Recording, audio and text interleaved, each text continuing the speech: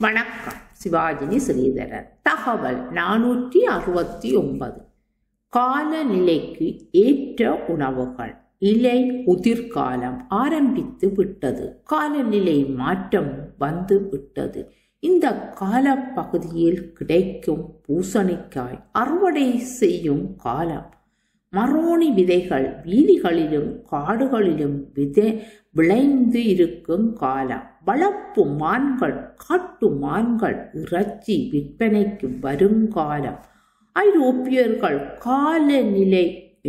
காலநிலைக்கும் அந்த கால பகுதிகளில் உற்பத்தி ஆகும் உணவுகளுக்கும் முன்னுரிமை கொடுத்து அவற்றை சந்தைப்படுத்துவதிலும் அவற்றை உணவகங்களில் விற்பனை செய்து நுகர்வோரையும் விவசாயிகளையும் ஊக்கப்படுத்துவது அதிக அக்கறை கொள்வார்கள். இப்போது கெலோவினும் ஆரம்பித்து விட்டது.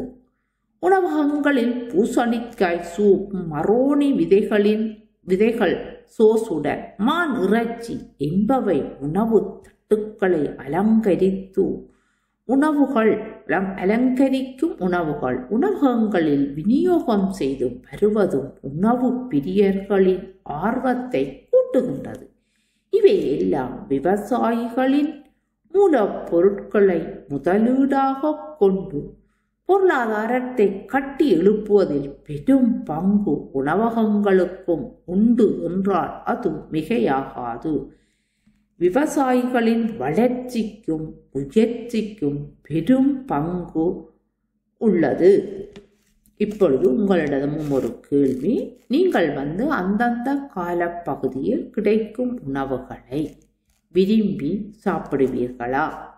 எப்படியான உணவுகளை அந்தந்த காலப்பகுதியிலே கூடுதலாக நாங்கள் பார்த்தோம்னு சொன்னால் 3 மாதங்களில் உணவுகள் விதமான அந்த காலநிலை மாற்றத்தில் செய்யக்கூடிய உணவுகள் சந்தைக்கு வந்து கொண்டிருக்கும். அவற்றையே அவர்கள் கருவாக வைத்துக்கொண்டு உணவகங்களில் அந்த உணவுகளை தயார்படுத்தி கொடுப்பதிலும் அதை அழகுபடுத்துவதிலும் அதை நுகர்வோரை அதிகரிப்பதிலும் அதிக ஆர்வம் காட்டி வருவார்கள். ஆகவே நம்ம நாடுகளில் பார்த்தீங்கன்னு சொன்னால் சில உணவுகள் அது விவசாயிகள் செய்கை பண்ணினாலும் அது சந்தைப்படுத்த அளவுக்கு போகாது. அதனால் விவசாயி ஏழையாக ஒரு பக்கத்தை கூட பார்த்துக்கொள்வோம். ஆனால் இங்கே அப்படி இல்லை.